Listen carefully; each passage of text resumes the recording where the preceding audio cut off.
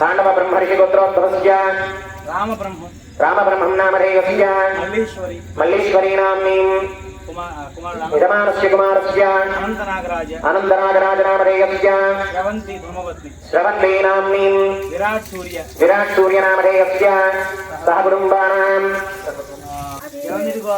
चरणिति गोत्रोद्भवस्य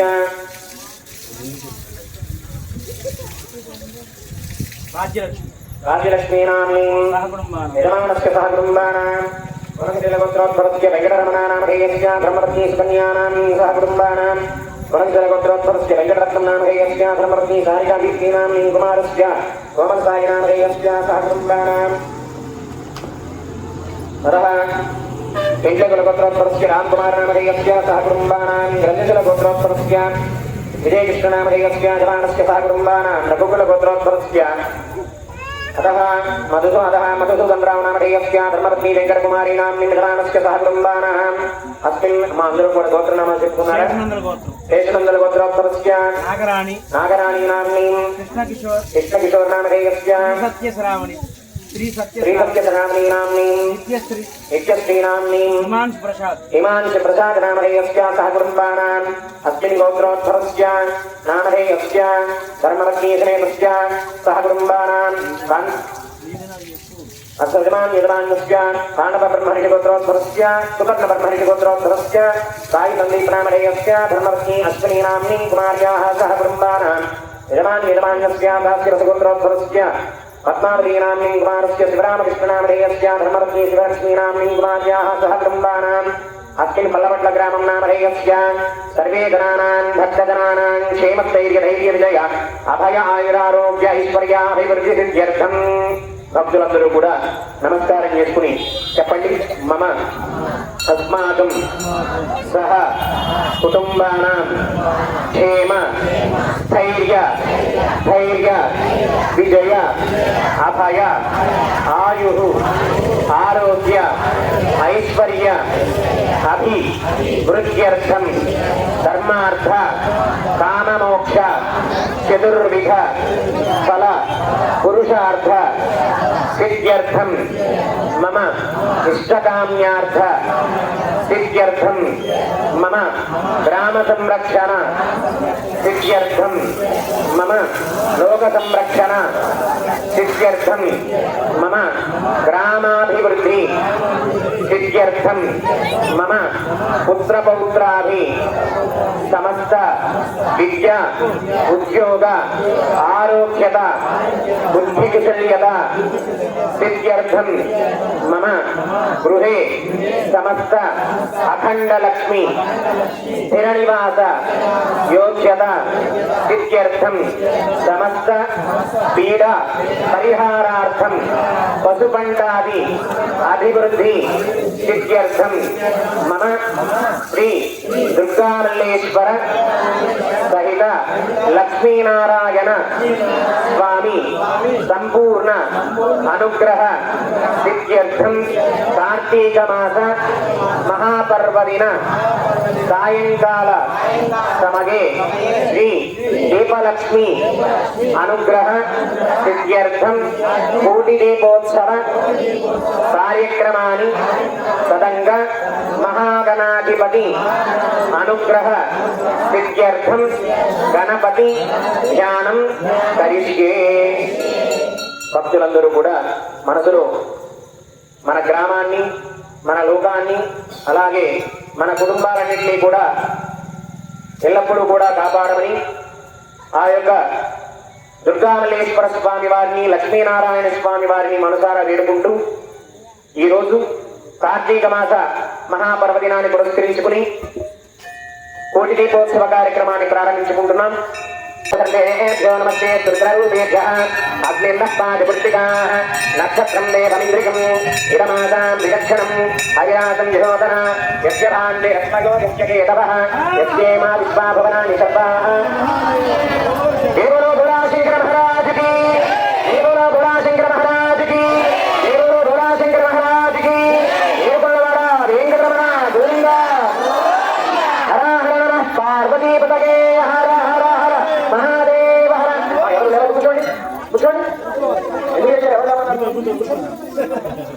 కూర్చోవాలి.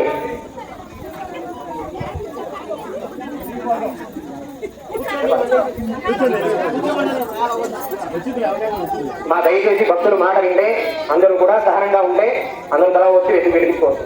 వినండి మాట.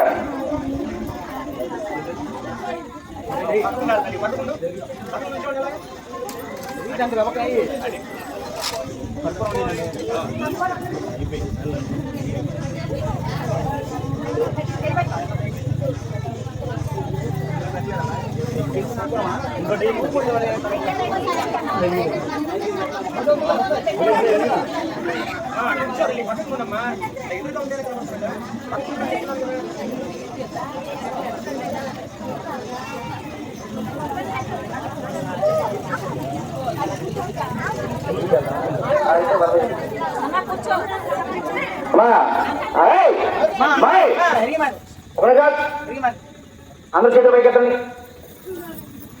జయ బల శ్రీ మల్లికార్జున స్వామికి, దుర్గా భవానీ మాతకు, శ్రీ లక్ష్మీనారాయణ స్వామికి, హర నమ పార్వతీపతయే, హర హర మహాదేవ శంభో శంకర. ముందు క్రమశిక్షణగా ఉన్నారు మనం. ఇవన్నీ కూడా చాలా ప్రమాదం. అర్థమైందా? ప్రతి ఒక్కరు అగరబత్తి తీసుకోండి. ఒక దీపం వెలిగించి ఇవతలకు వచ్చి గుళ్ళోకి వెళ్ళిపోండి. గుళ్ళో హారతలు ఉంటాయి. ఇక్కడ వెలిగించే మరుక్షణం అక్కడ ఉండాలి ప్రతి ఒక్కరు కూడా.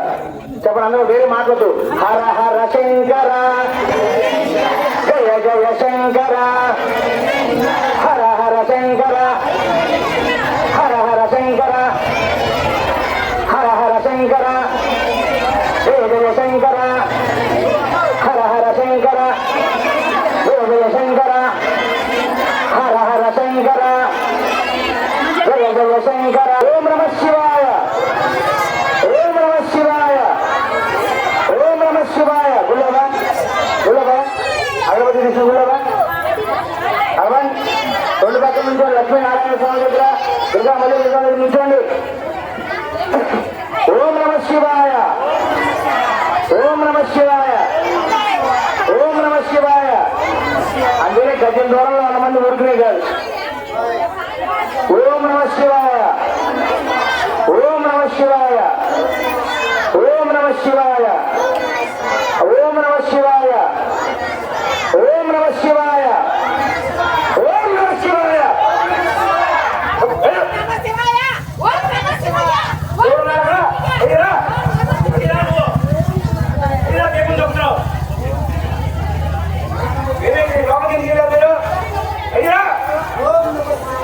ఓం నమ శివాయ, ఓం నమ. అందరు గుళ్ళోనండి మా గుళ్ళ పద వెలిగించారు. గుళ్ళ గుళ్ళ పద మామగారు పదండి. మీ ఇష్టం మీరు. ఓం నమ శివాయ, ఓం నమ శివాయ.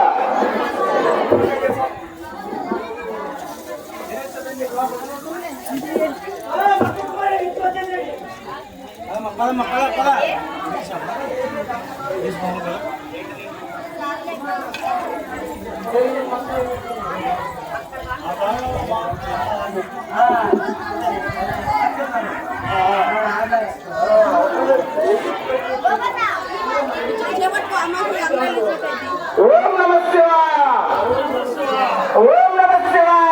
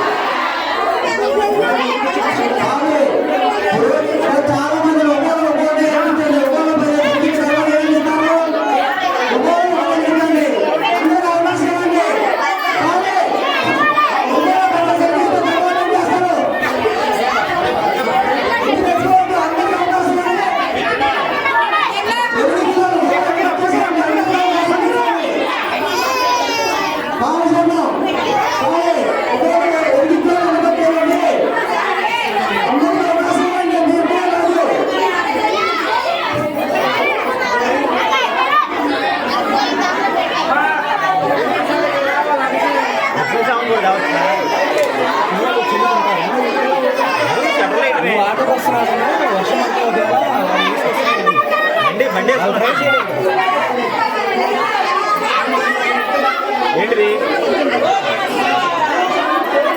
బయటేం కాదులే.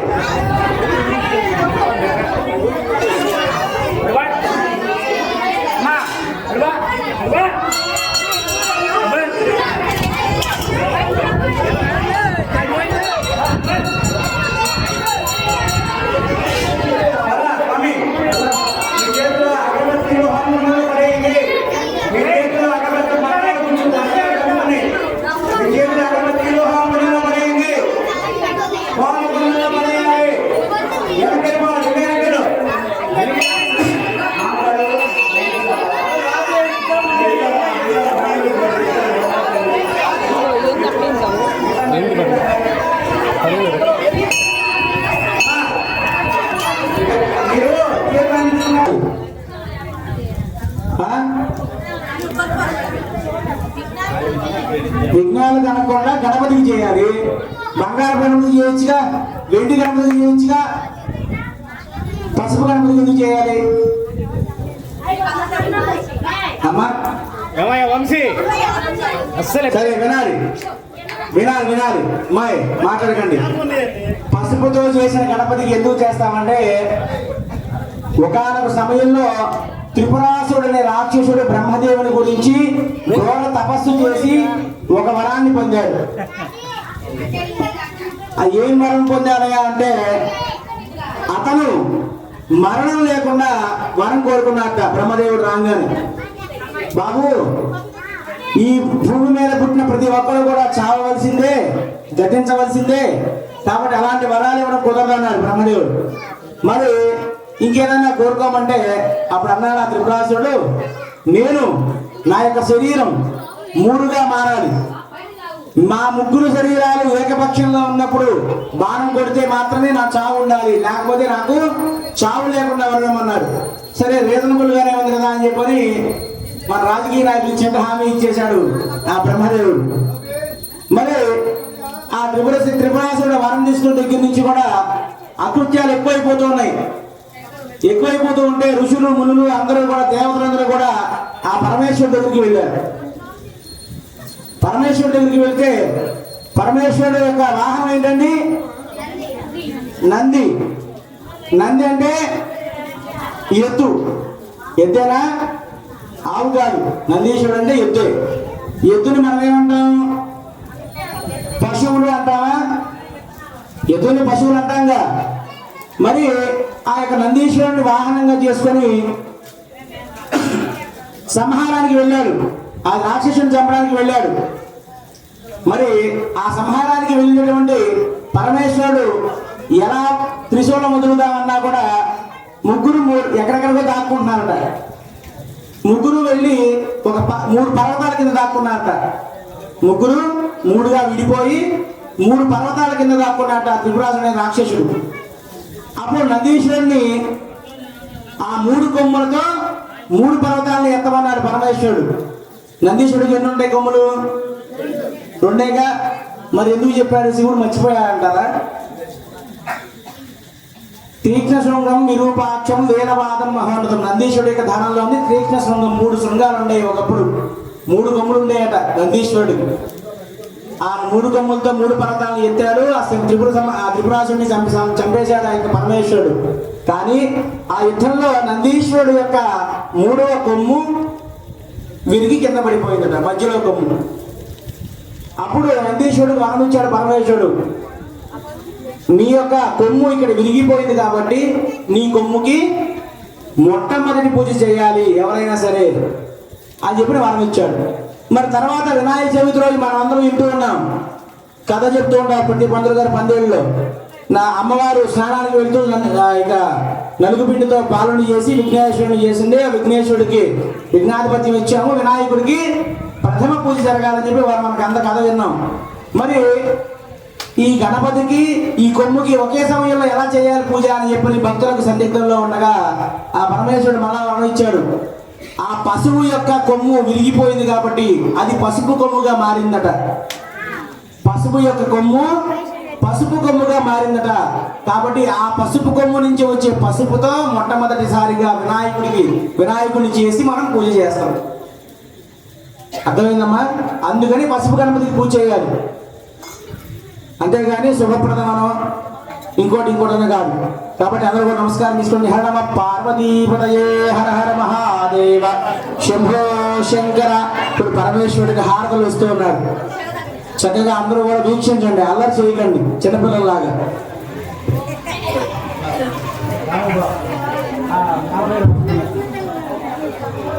ఇప్పుడే చెప్పారు, మళ్ళీ మాట్లాడుతున్నాను. ఇప్పుడే చెప్పి మైకు అక్కడ కింద పెడుతున్నా, పెట్టని కూడా పెట్టలేదు. మనసులో నమస్కారం మనసులో చేసుకోండి, సైలెంట్గా ఉండాలి. ఒక్క నిమిషం.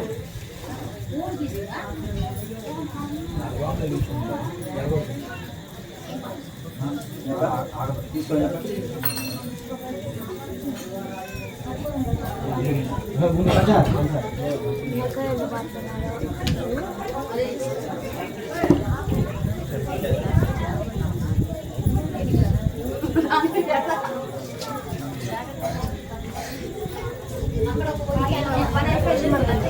మా ఎవ్వరూ మాట్లాడవద్దు, నిశ్శబ్దంగా ఉండండి.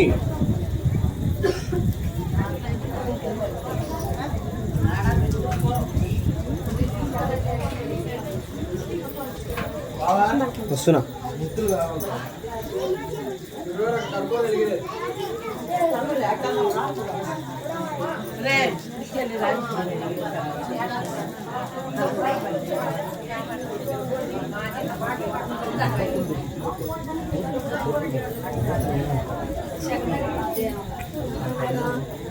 గోపి బ్లూటూత్ కనెక్ట్ అవ్వాలా?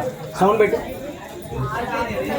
ఒక్క నిమిషం, ఒక్క నిమిషం, అది కనెక్ట్.